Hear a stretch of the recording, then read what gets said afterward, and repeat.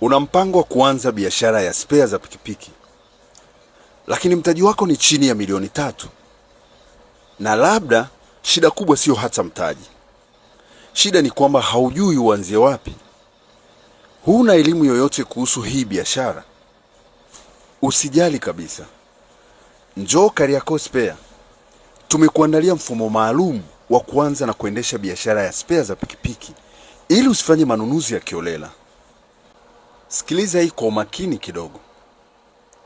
Biashara ya spea inalipa, ni kweli kabisa, lakini sio kwa kila anayefungua duka.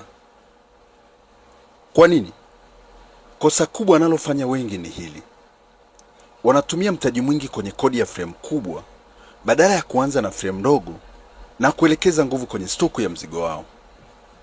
Kama umeona video hii, usiwe mchoyo kushare na marafiki zako. Waambie, njoo Kariakoo Spare. Wanatoa elimu ya vitendo ya kuanza na kuendesha biashara ya spea za pikipiki hata kwa watu wenye mitaji midogo.